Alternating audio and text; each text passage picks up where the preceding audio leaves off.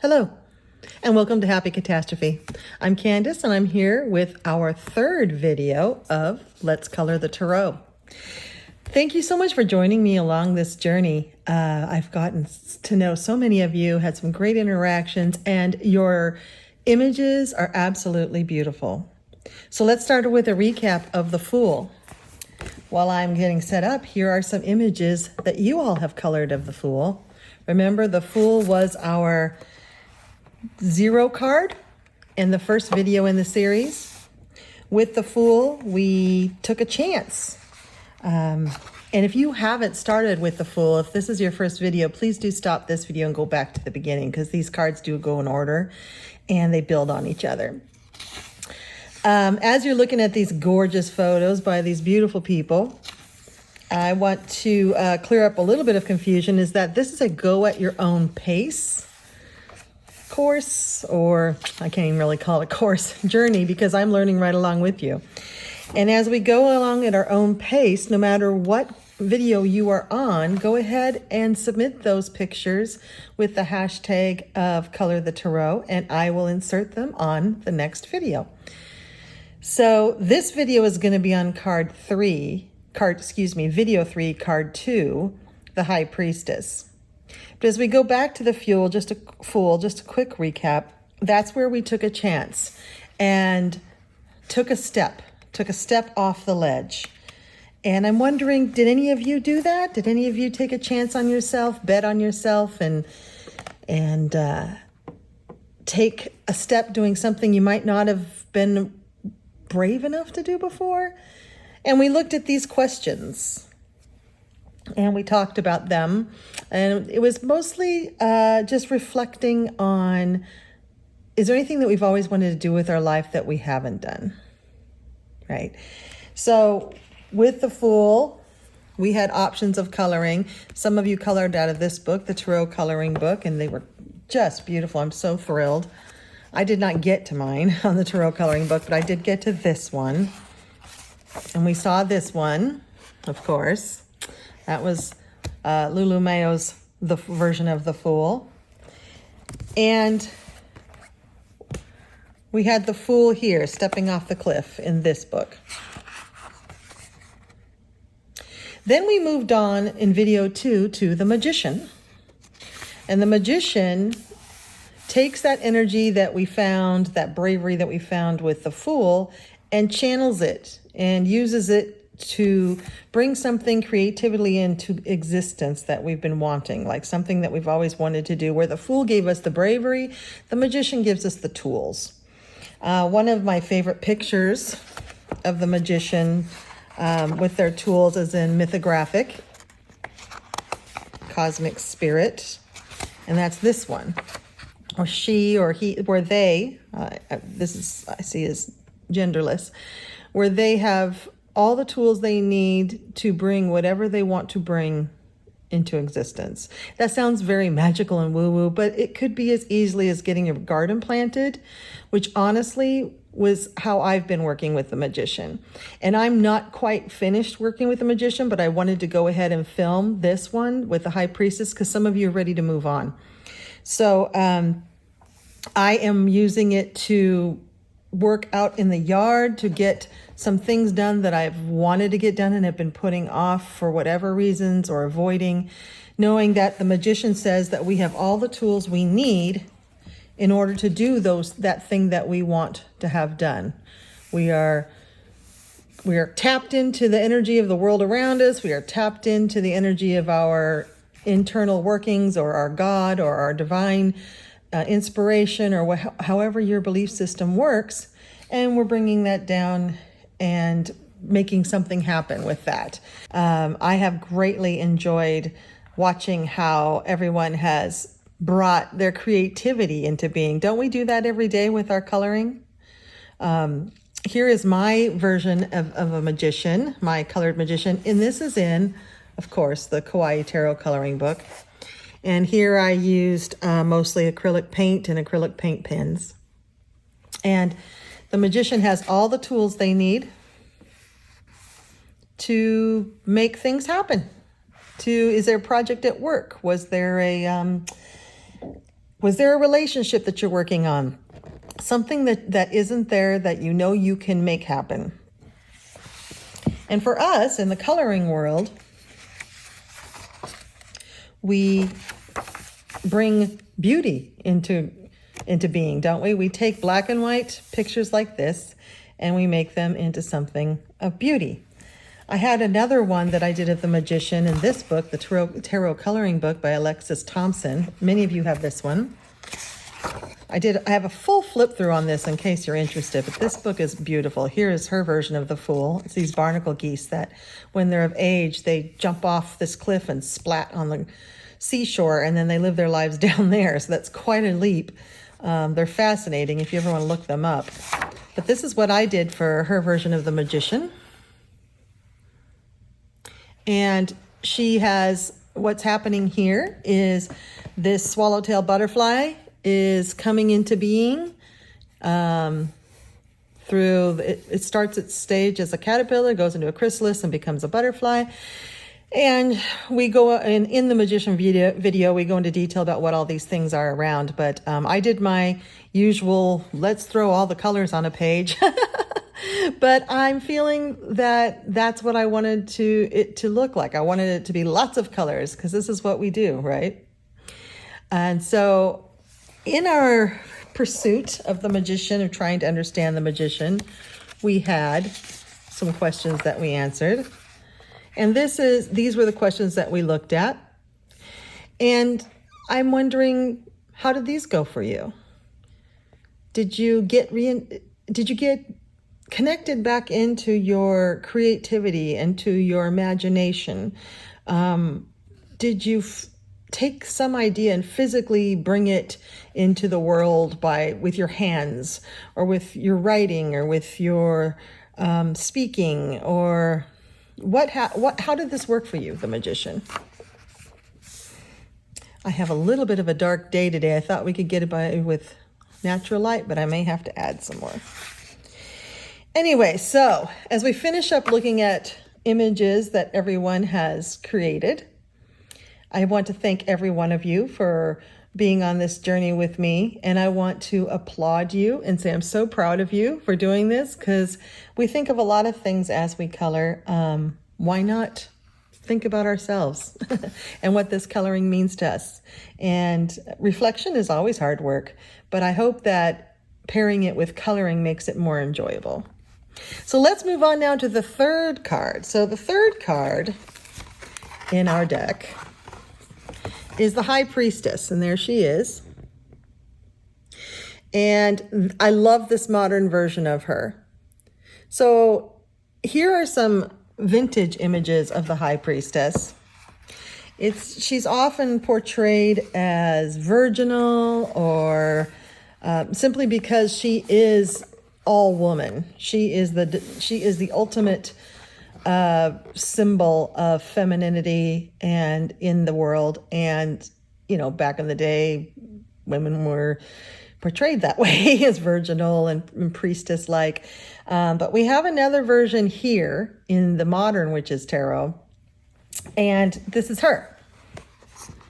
Now, as you saw in the colored picture of her, they've made her dress dark blue and her stiletto heels black.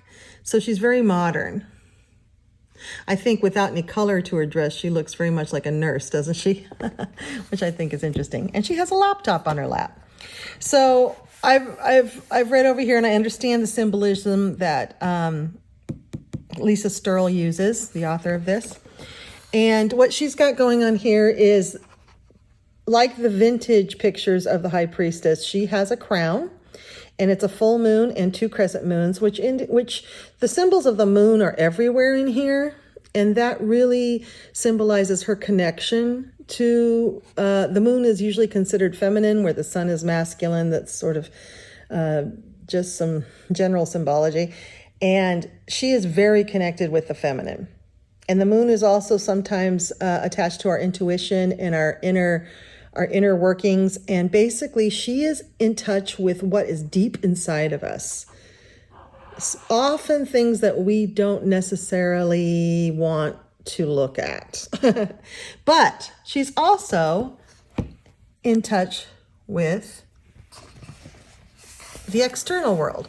So in this case, she's usually sitting between two pillars, which means opposites. And it can be the opposite of anything. It can be the opposite of the internal world versus the external world, which is really symbolized here by her laptop, which has a moon on it, which I love. But she is a fount of knowledge, and usually of hidden knowledge, which sounds very scary, but knowledge we just haven't really tapped into, kind of our subconscious. So she is tapped into our subconscious, but also with the external world. So she's a conduit. She's good at bringing information from one side that might be hidden or suppressed, and bring it out into the world, and vice versa. And the laptop here symbolizes that she has a wealth of knowledge at her fingertips. There's usually a veil in the High Priestess card, and that can represent the boundary between our subconscious and conscious, just like we've been talking about. But it also can mean the boundary between life and death as well. So, which is two states of consciousness, or consciousness and unconsciousness. She often has pomegranates, and where are the pomegranates in this one? The veil is decorated with them. So these are pomegranates, and that is symbolic of the feminine, especially with the myth of Persephone, who travels into the underworld, and pomegranates are associated with her.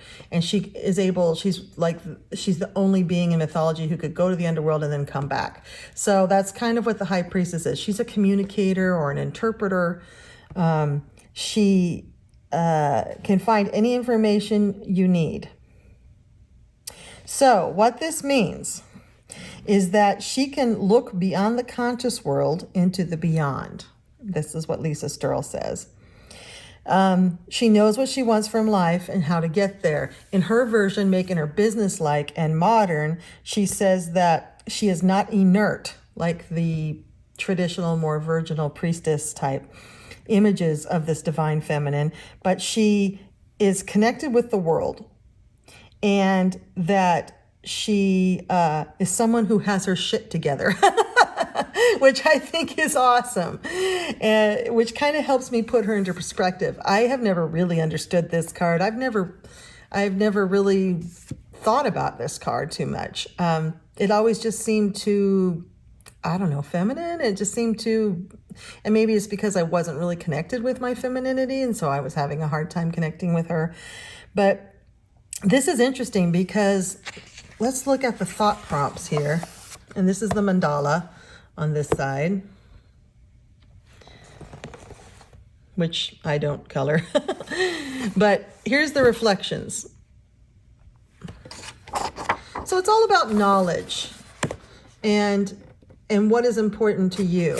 And are you facing a personal threshold? So is there something a decision that you're needing to make that you just don't feel you have all the information you need? So, and this question is very provoking. What would you find behind the High Priestess's veil? It's hard to do the inner work, the excavating that we do inside our brains and inside our hearts to find out, like, are we really happy where we're at? Is this relationship good for me? Is this workplace good for me? Am I okay?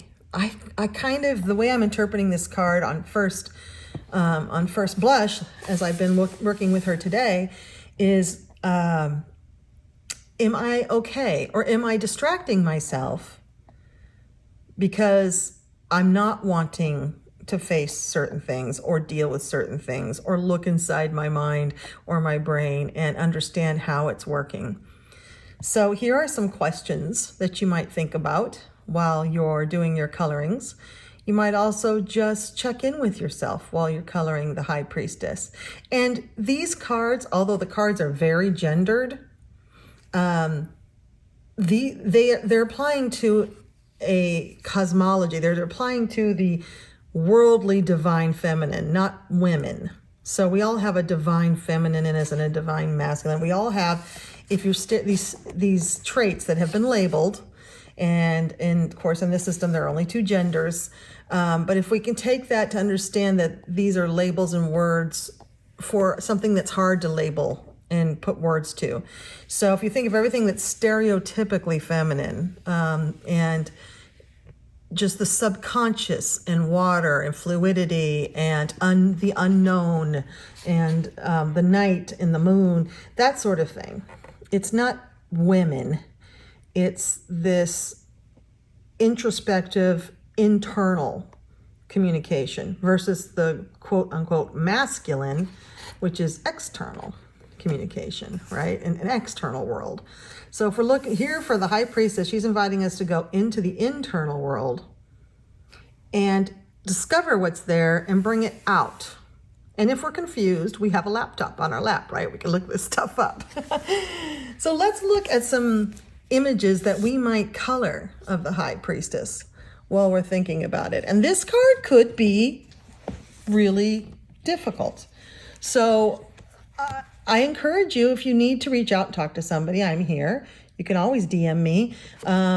People in the comments, this is a great community. If you feel comfortable talking in the comments, you can leave comments. I respond to every single comment. And I encourage other people to as well. But yes, if this can be a very private card. So if you need someone to talk to, I'm here. So let's look at this Alexis E. Thompson. What does she have as the High Priestess? Oh, she has a priestess. Now, isn't this woman, this is not, a helpless, virginal, innocent, I need a man type image, Here's her pomegranates. I love the stylized in the back here. She says, of course, you have the full moon and the crescent moons. It's her headdress. You'll see that in a lot of images. And that is her connection with, the interior world and the divine feminine. And then she has the pomegranates, which she says is symbolic of fertility and abundance and beauty. Whereas Lisa Sturl used it to represent Persephone, the underworld, and femininity. So pomegranates, depending on how you think what they represent, are very important to this card. Of course, she's got the pillars on either side, which flank her. These pillars here, and these are connected with an archway here, and she's got the galaxy behind her, which is really neat. So this, of course, is she's opposites. She's life and death. She's right and wrong. She's good. She bridges that in between area, the gray area, and she understands both. She's a bringer of knowledge. She's intellectual. They say this is masculine, femininity, darkness and light, conscious and subconscious. So this card reminds us of the value of both, of duality existing together in the world. Isn't it beautiful? I think it's beautiful. So what Alexis says is she's the guardian of the unconscious world and maybe prompting us to listen closely to our intuition and to follow instinct over rationale. So we've kind of been on this sort of gut instinct trip with the Fool. We started there where we were taking chances and we were getting our bravery on. And then we kind of got more practical with the Magician. The Magician said, you have all the tools you need to do this thing you want to do. So, okay, great. That is very intellectual, and I'm using tools, and I'm externally focused. The High Priestess says, let's go internal now. We've brought something forward into the world. We've done some constructive stuff. Now let's be quiet with ourselves and let's think. Let's give us some me time. This is extreme self-care in the vein that you will be just really doing some nice thinking with yourself and checking in. This is a major check-in with yourself. How am I? Is there anything I need to be better? And not better like more successful, but better like more healthy.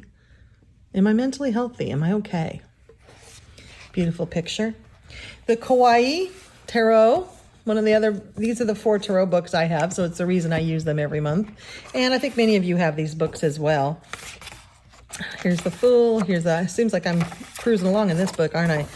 The High Priestess, there she is. Now, if you went through, it was the video, I think, where I went through the tarot coloring book.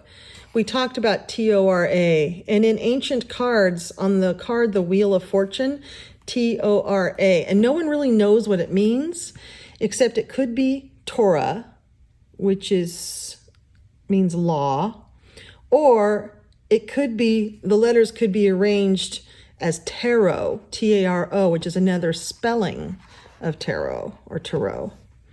So looks like though she's reading the law, which is interesting because the priestess in here had a scroll in her hand. So this one also has paper in her hand. And she's cruising along in a moon with her friends in a sea of clouds, it looks like. Look, and I think those are pomegranates up there in the trees with the owls. So we've got pomegranates again. And she's a little mermicorn, and she's spending time researching, like our girl in Lisa Sturl, who has the laptop. She's got some information she's reading. She's a gatherer of information, and she's a font of information. She's who we need to tap into to understand what it is that's going on in our brain. And then in our mythographic Cosmic Spirit, which many of you have, this is a fantastic book, probably my favorite mythographic. And still, I'm not sure if I'm done with the Magician yet. I think I need to color this one. But the High Priestess is here. Again, she's got information, the paper scroll. So it looks like this paper scroll has been in everything except for the modern one where it was a laptop. But here we go. She's got her scroll. She's got some beautiful flowers. It looks like she might be like in her library or something, you know, although you never know. With Fabiana Tanasio, all these things. She's outside. It could be night. It's probably night. There's her full and crescent moon headdress. Her plants. I don't see anything in this one that is reminiscent of pomegranates, but she has lots of plants. And she's got the hummingbirds. Isn't that sweet? This is a really neat picture. This would be a neat one to do as well. So if you think of our priestess as a woman who has information that she's bringing to us. She's internalized. She's our divine female that resides within all of us, whether we're male or female. She has information that we could use if we're just, you know, quiet within ourselves and brave enough to do the work that it takes. And you don't have to do this alone. If you have friends or if you have a therapist, therapists are uniquely trained and able to do this kind of work. And sometimes I have a friend who's in therapy and who does a lot of life coaching, and she calls it shadow work, where you go really into things that maybe you don't want to look at right now, and you look at them and you talk about them. Because all of this is within ourselves. There's nothing in ourselves that we should be frightened of. We are beautiful the way we are. You are absolutely perfect the way you are. In Buddhism, we have a saying, which I've heard in other belief systems too, is that a rose doesn't have to do anything to be a rose. It just is a rose. So you don't have to do anything to be you, uniquely you and perfectly you. But sometimes it's nice to know what's going on in that brain of ours, behind our eyeballs, in ourselves. What's going on? How am I? And that's what this card's inviting us to do, is just check in. It's a check-in. What's going on your internal world? Are you okay? And do you need anything? And is there any information that we have within us that would be helpful in the moment? So I look forward to seeing your images. Thank you so much for participating this far. And if you have any questions or any comments, you can leave them here or DM me. And thank you so much. And we'll see you in our next video, which will be the Empress. There's no timeline for these. I put them out when I'm ready to go to the next one, pretty much, or when I hear from you that you're ready to go to the next one. Please go at your own pace and enjoy the journey. Bye-bye.